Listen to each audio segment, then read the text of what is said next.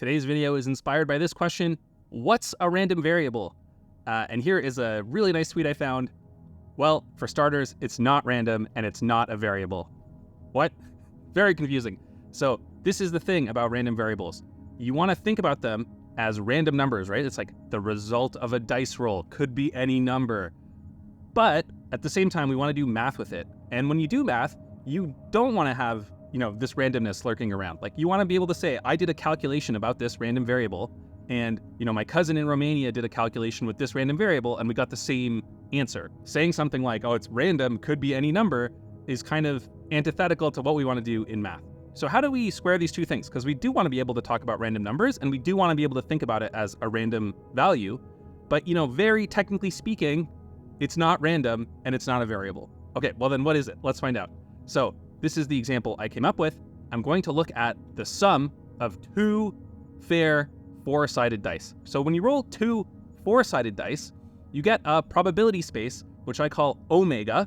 Capital Omega is the set of all possible universes, the probability space or the sample space.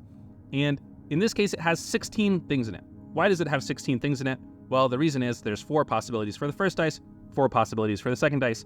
4 times 4 is 16, and they're laid out here in a nice grid where the rows are one of the dice and the columns are the other dice. And I've labeled them with little pairs of numbers like 1, 4, 2, 4, and so on. So those are all the possible things that can happen. You should think of this as like 16 different atoms. That's what I like to call them. They're atoms of the probability space, and each one has probability 1 over 16. They're all equally likely here. So that's what I've written over here. I've used a lowercase omega. Lowercase omega looks like a W. And the probability of lowercase omega is 1 over 16 for every single one of these 16 possible outcomes. That's the probability space we're working in. We're looking at the sum of two fair dice. Now, on one hand, you could think of this as a, quote, random number. It could be anything between 2 and 8. That's what we usually think of when we think of a random number. On the other hand, what we want to be able to do is make z a mathematical object that lives on this probability space. And how are we going to do that? The first thing I'm going to show you is that if you already know events and probabilities, which every course in probability starts with events and probabilities for a good reason, then actually this random variable z is just a collection of events. So z yields a collection of events. What do I mean by that? I mean that it divides up the probability space omega into a bunch of different events. And I've color-coded them here with the colors of the rainbow. There's the little slice in the corner, 1, 1, where the sum of the two dice is 2. There's 2 things in the orange, where the sum of the two dice is 3. There's 3 things in the yellow, where the sum of the two dice is 4, and so on. And so this probability space omega that had 16 things in it, by saying I'm thinking of the sum of the two dice, we have naturally sliced it up into a bunch of events. And you can label these events with, the value of z. So you could say, this event is the event z equals 2, this event is the event z equals 3, and so on. And so any question you would want to ask about z, you can actually think about it just as a question about these events, right? So if somebody asks you, what's the probability that it's the sum is 4, then you can answer the question by thinking of the event z equals 4, that yellow slice, and answering the probability there. So when someone says a random variable, they actually are just saying, look, here's a collection of events I'm interested in. And events, those are the thing that probability is based off of, and they're not random, right? There's the probability space. It's a slice of the probability space. It's a collection of atoms, a set of atoms. And that is not random. That is not random. So that's one way to think about it, where things are not random. On the other hand, I want to point out that this actually makes perfect sense with thinking of z as a random number. Why is that? Well, this is not just any collection of events. An event is something that either happens or it doesn't, but this is a very special collection of events for 2 reasons. It's disjoint and exhaustive. Disjoint means that any 2 of these events have no overlap. So we have a collection of events and none of them overlap. Some people would write this as pairwise disjoint or pairwise mutually exclusive. I'm just going to say they're disjoint. None of these events overlap. The other thing is they are, quote, exhaustive. Exhaustive means they cover the entire probability space. So everything in omega is covered by one of these events. So they don't overlap and they cover everything. What does that mean? it means that exactly one of them will happen. So no matter what point in omega we are in, there is exactly one event from the collection of events z that happens. So for example, if the dice comes up 2-2, we're in z equals 4, and we're not in any of the other cases. And because of this, you can think of z is not random, right? Z is just slicing up the probability space into a bunch of different pieces. But if you think of which piece are we in, that is random. And because everything is disjoint and everything is exhaustive, exactly one possible value will happen. So another way to say it is z, don't think of that as random, think of that as just slicing up the probability space. But do think of how did the dice come out, that is random, and z assigns a value to that outcome. Another mathematical way of saying that, and this is the precise way to say it, z is a function on omega. A function is something that has inputs and outputs, and z is exactly one of these things, right? So you can think of as z, it's a function, it inputs things in omega, so you input which position are we in, did the dice come out 2, 3, and it tells you which of the values, 2 through 8, you are at for the sum. So z is a function that inputs things in omega and outputs values in 2 through 8. In general, real valued random variables, they can take on any value in R. So this one in particular is the values 2 through 8, but in general, it can be anything. So this is another way to think about z. It's a function that inputs things in omega and outputs numbers. How would you visualize a function? Well, I have the picture of it. I've kind of shown you where is the function equal to 2, where is the function equal to 3, and so on. But it's more typical to think of a function where the values of the function are something like the height on the graph. So if it's an xy graph, it's the y value. In this graph, we have two inputs, right? We have an x1 and an x2 input for the two different values of that dice roll. So how am I going to think of z as a function? I'm going to use a third axis. So imagine coming out of your screen are the values of z. And this is what it looks like. So I can kind of, when z equals 8, it's really far out of the screen. When z equals 2, it's only a little bit out of your screen. So it's kind of a 3D thing. It's a function. The height of the function, the z value, tells you the value of this random variable z. Here it is rotated so you can see it a little bit better. It's coming out of your screen. This is what it looks like kind of from a side-on angle. So z really is, a random variable really is, it's a function that maps your entire probability space, all the possible outcomes that could happen, into another dimension. And by doing that, we can get a value for every single outcome that happens. That's what a random variable is. And just like functions, like the function f of x equals x squared, nobody would say that's random. You can also technically think of z as not being random. It's a function. So for some fixed function, there's some formula for it. Actually, in this case, the formula is really easy. I made the example pretty easy on purpose. It's just z of omega is omega 1 plus omega 2. So you give me some input, like the dice came out 2, 3. I add the two numbers together, and that is what the value of z is. So z, in some sense, it's a function. It's not random. Why can we think of it as random? Well, we're thinking of the input omega as random. And if you take z, which is just an honest function, an honest hardworking function, and you feed in some random number, well, then you're going to get a random output. And that is why people can think of random variables as random numbers, even though they're not technically random and they're not technically variables. What are they technically? They're technically functions. Let me say a couple more things. One is the first way of thinking about it as sets actually gels really well with the second way of thinking about it as a function. What's the connection? I wrote a little example over here. So when somebody says, look at the event that z equals 5, they're actually talking about look at the set of all omegas so that z of omega equals 5. Remember that W looking thing is a lowercase omega. So this is called the pre-image of 5, or the level set where z equals 5. And you can kind of see it in the picture. If you imagine this is like a mountain range, this is the set of locations where the height is exactly 5. So that's that big green stripe in the mountain range that is the random variable. There's a big stripe where the value is exactly 5, and that is what people mean when they say z equals 5. They're talking about the subset of the probability space where the height of the function equals 5. So this is a very common thing in functions, the level set of the function. And you can see why it's called a level set sort of from the picture. Those are the events from the first way of thinking about it. And they are exactly, the function is exactly encoding these events in the second way of thinking about it. So that's how you think of a random variable. What is it really mathematically? It's a function on the probability space. You can think of it as random by thinking of the inputs to the function as random points in the probability space. But very technically speaking, it's, quote, not random. Let me address the other elephant in the room, right? Is it a variable, right? Well, I guess technically not. Is a function a variable? Not really.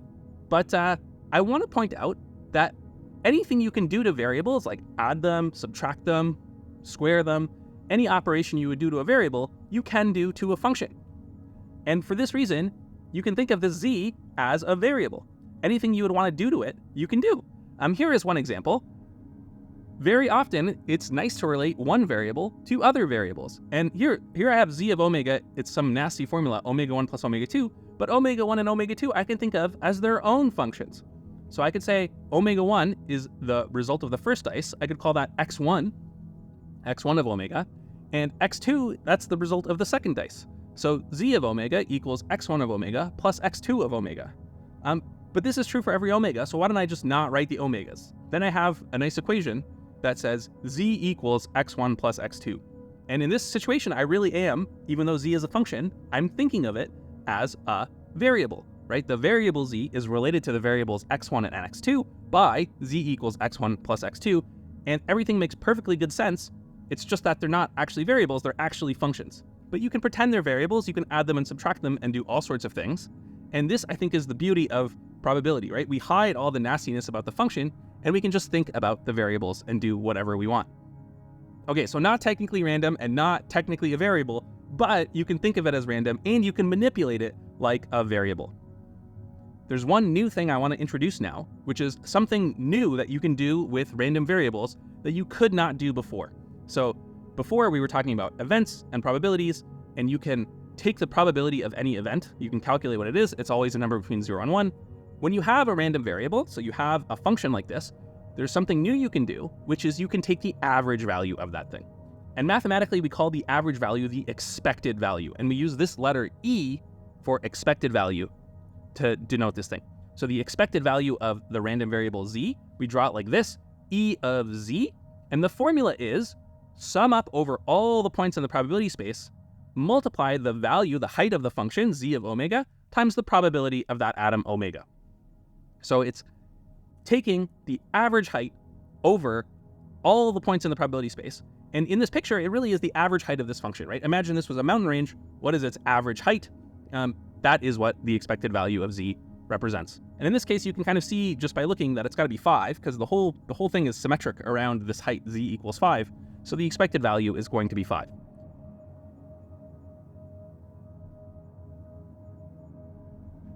In general, the expected value can be quite complicated, but it does tell you something nice about the random variable. So this is to me, this is the definition of the expected value.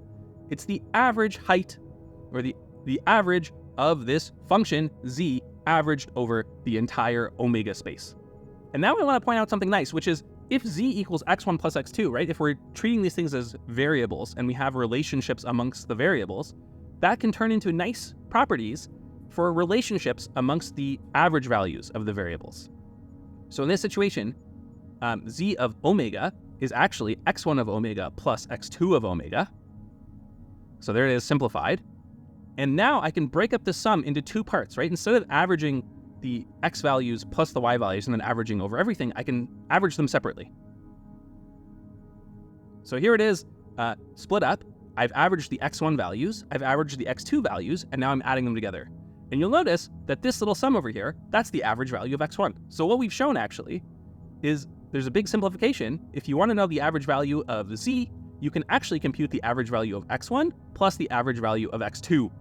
And so this is a nice property. Whenever you're playing with random variables and you do all your variable tricks like adding and subtracting and multiplying, you can calculate things that way. So if you want to know something about z, and you can write z as x1 plus x2, then you can calculate for x1 and x2 and figure it out for z. This property, by the way, is called the, quote, linearity of expectation, and we just proved it.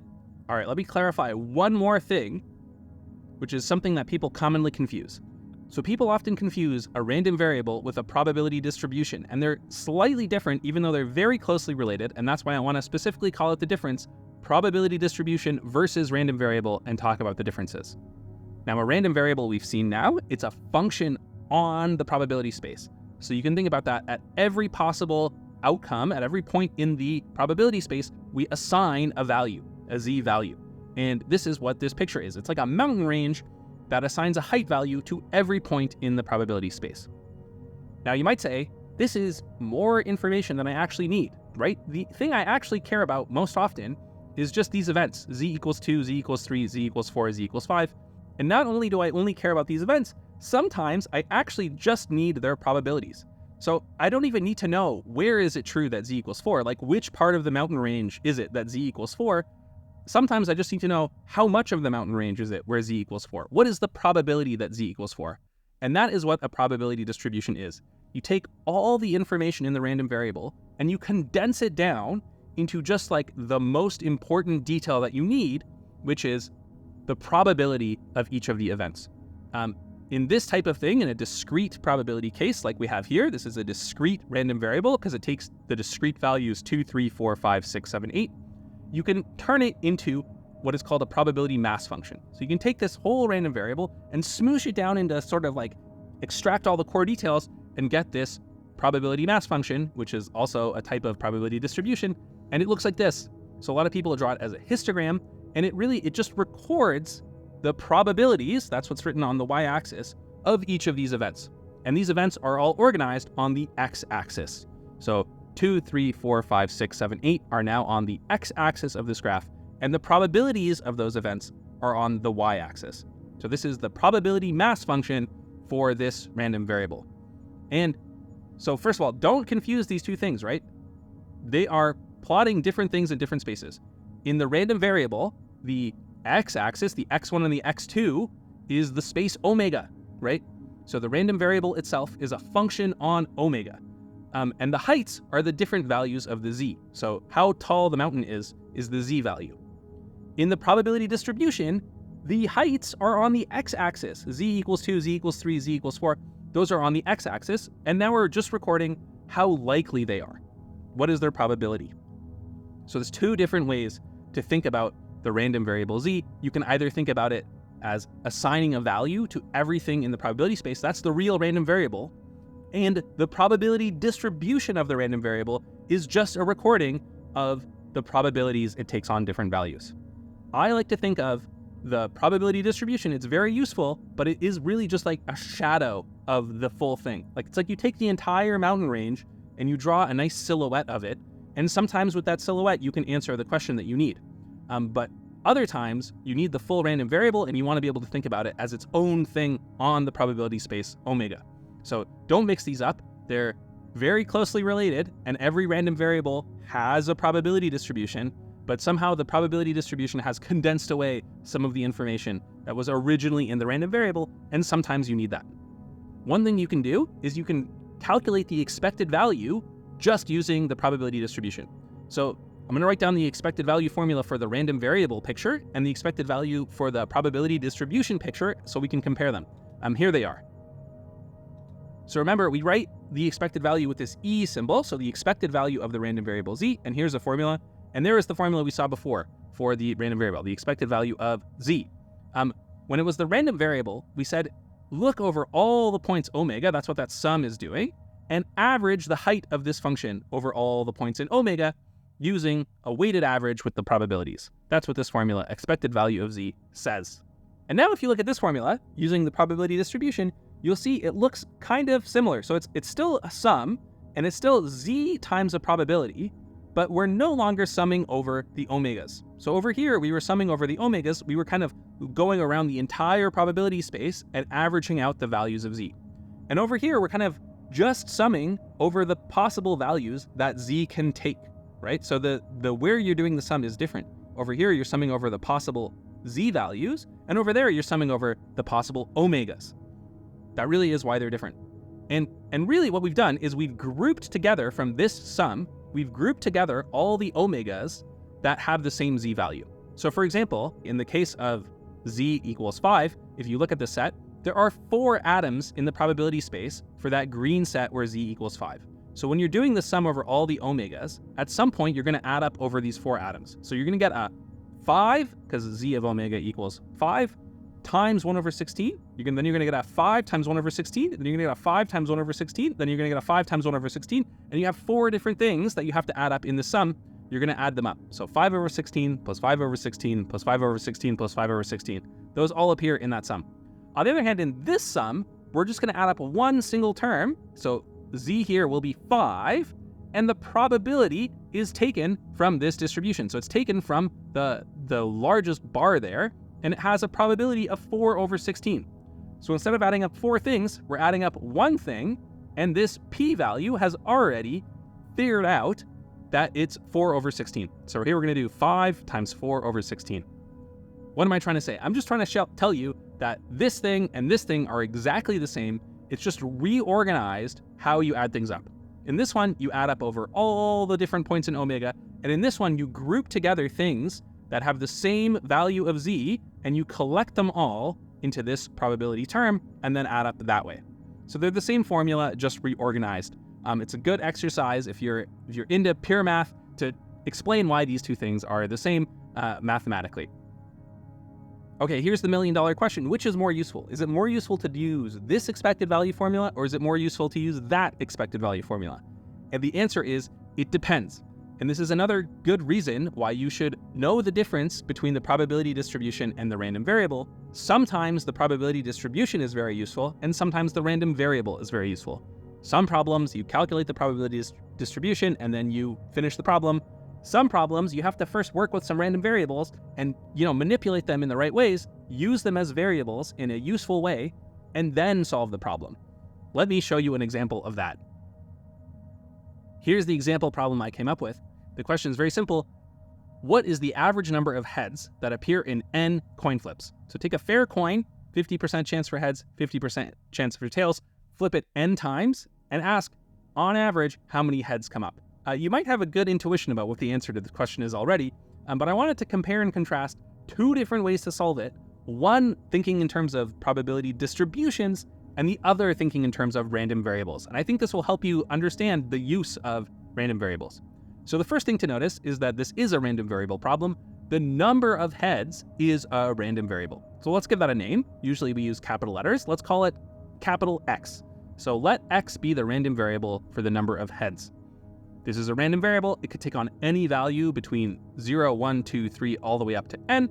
And again, you should think of, we have the probability space, capital omega, for the flipping n coins. Actually, flipping n coins, there's 2 to the n possible outcomes. So if n is 20, there's over 1 million different points in the probability space.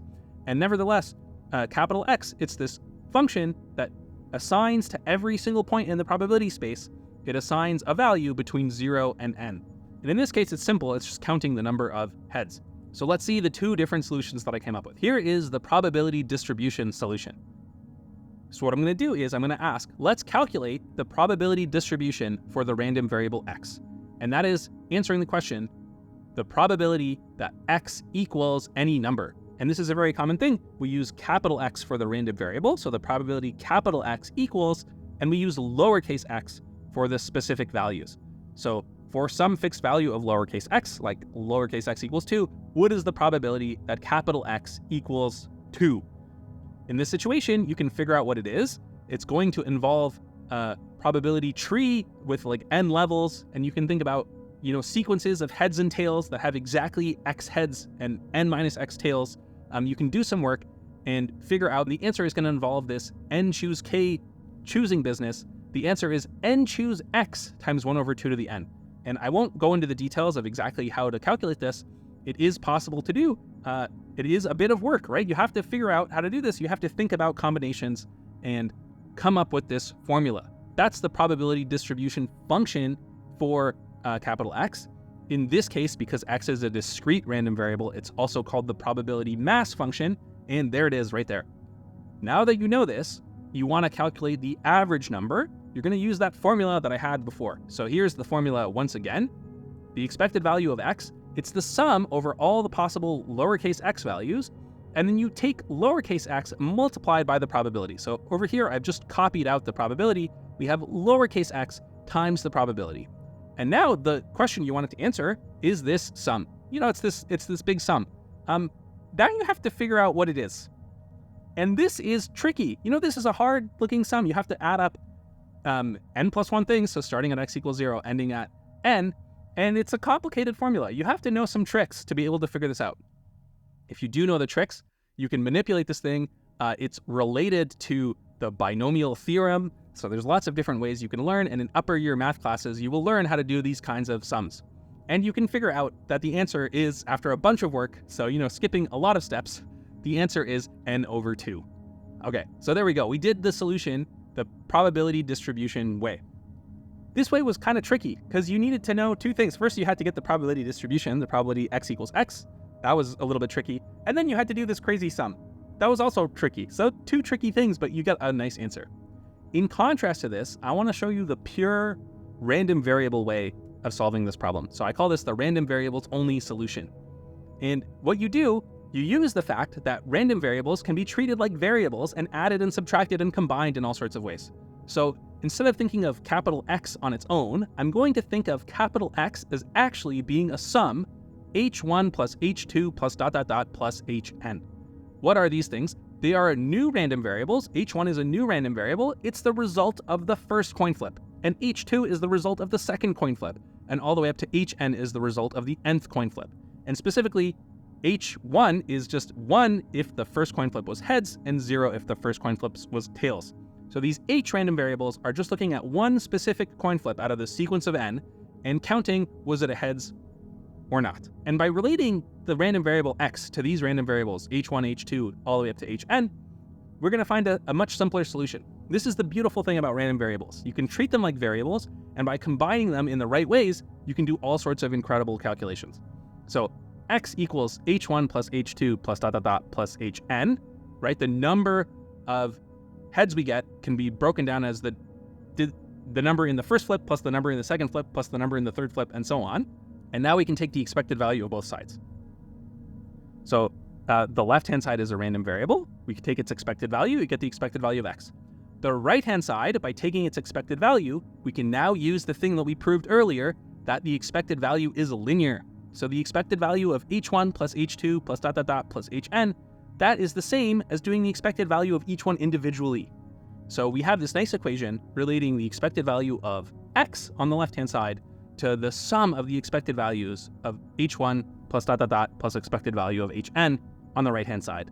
And here's the thing, each of those is really simple. So even though x is a complicated random variable, as we really saw over here with the probability distribution solution, each of the h's, h1, h2, is super simple, right? It's either 1 or 0, and they both happen with 50% probability. What is the expected value of h1? Well, 50% times 1 plus 50% times 0. The expected value of each of those is just a half. So in our equation, on the right-hand side, super simple, a half plus a half plus a half plus a half. Just a half repeated, added up a bunch of times. And how many times? N times. And we have a name in math for adding the same number up n times. It's called multiplication. So that equals n over 2. So we got the same answer, two different ways. In this probability distribution way, I skipped a bunch of steps. I had some big nasty formulas that I had to figure out. But thinking in terms of pure random variables, you kind of did the problem like with pure thought, right? So this is what I like about random variables. By thinking about them as variables and adding them and subtracting them in smart ways, you can come up with all sorts of interesting, nice formulas that are otherwise quite hard to get. Okay, I'll stop there. And if you are looking for something else to do, I have another video which is about using this kind of trick like the one we just did to show that you can estimate pi by throwing spaghetti noodles onto a grid. So if you're into this stuff and you want to see more, go check out that video.